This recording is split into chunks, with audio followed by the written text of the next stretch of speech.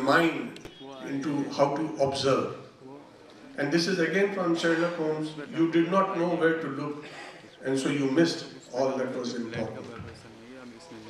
Now, methodology of training, again, as I said, I've been ADG training, and I'm glad to report to you that I prepared a proposal of 503 crores Kumar Singh Sahib for the training of the constabulary of Madhya Pradesh Police.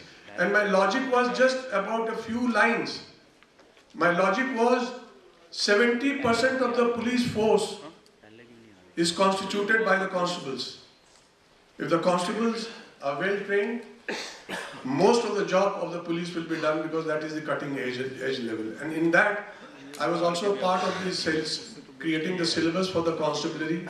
And in that, I brought about a lot of these changes, that a lot more has to be done in the practical sessions rather than in classrooms. Today I see, I think it's 120 hours, but again the majority of the time is being given in the classrooms. I think what is more important is case studies and simulation exercises. Put them in a particular situation and see how they react, whether they are reacting properly. Experience sharing, that means those who have been in the guard business for 10 years, 15 years, we can enroll them to come and talk. Because they are the best trainers, they have seen what they have seen on the ground as guards. Problem solving exercises, theft, housebreaking, etc. and all these is already a part of your drill. Now this is one very important point I want to touch upon. You know, today the size of the cash services I'm reporting from source FICCI. From 2013, 14 to 17 billion, in 2018 it is expected to be 40 to 50 billion, 25% CAGR. How can cash services operate without arms? It's a very fundamental question, and it's an obvious question. Not only the cash vans that I talk about, I'm talking about ATMs. We all know what is happening in the ATMs. I'm talking about the toll booths. I'm also talking about private sector banks.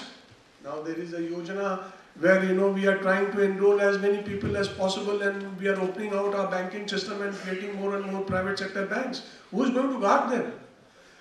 Unfortunately, Arms Act of 1959, only section 3 states, no person shall acquire. No person means an individual. There is no mention of company there. So therefore this, I think, is a very, very important aspect that I draw the attention of the Joint Secretary here in the MHA, that they must take up this issue. And of course another issue is of the jurisdiction, because the arms license is limited to one place, one state, two states or three states, and you have to operate at the pan-India level. So my recommendation, my suggestion would be amendment in PASARA 2005 and Arms Act with enough safeguards. Kindly make enough safeguards and enough conditions and restrictions may be provided. But this is the need of the hour if we have to think in terms of smart cities and knowing what the police population ratio is. Then again, important factor is this. We are talking about skilled workers, skill development.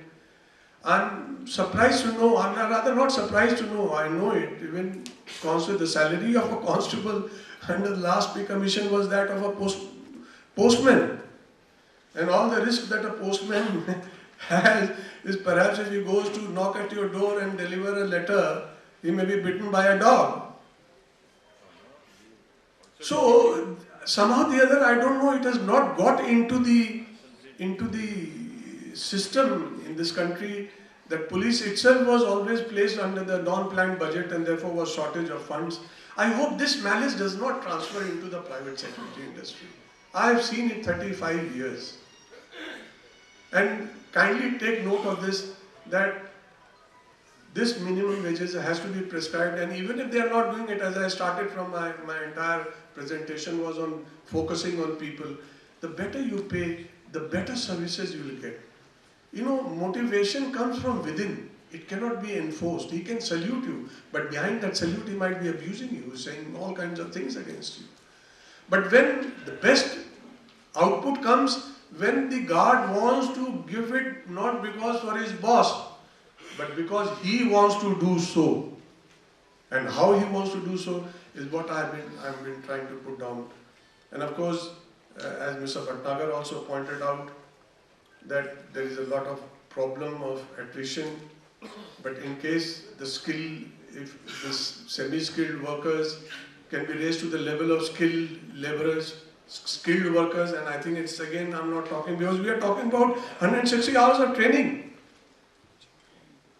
So this will lead to qualitative and quantitative growth in PSI and cater to security gaps of urban policing. Another important aspect is power of detention. Now the security guard finds somebody loitering around, doing something, what has he got to do? Other in all foreign countries, and we are following, whether we should accept, we are blindly following the West, the USA and the Europe, in many respects. So if we are following this, also should follow that the private security agencies, how important, how it has come up as an auxiliary force. So some power of detention, at least till these enforcement agencies come, should be provided for, and certain enforcement powers should be given. And of course, private detectives agency regulation bill, this is a baby of Kumar Saha, I did not say much on that. He's been pursuing it, the CAPC has been pursuing it, and the whole industry is pursuing it. I'm all for it. There are hundreds and thousands of detective agencies in this country. You just have to Google and you will find the number of detective agencies that will come in front of your screen. They need to be regulated. They need to be regulated, otherwise they all be doing harm, and they are doing harm. So the government has to look at this side also. And finally, my request, I'm just summarizing what is my takeaway from this talk. Grant of firearms licenses, grant of skilled work status, provision of certain enforcement powers, pursuing the passage of private detective agencies. And last but not the least, I must request the CAPC chairman, honorable chairman here, that whatever we deliberate here should be reduced in the form of resolutions. Maybe it is being done. And these resolutions must be sent to the government as to what the private security industry is thinking, because here I can see virtually the whole of India assembled.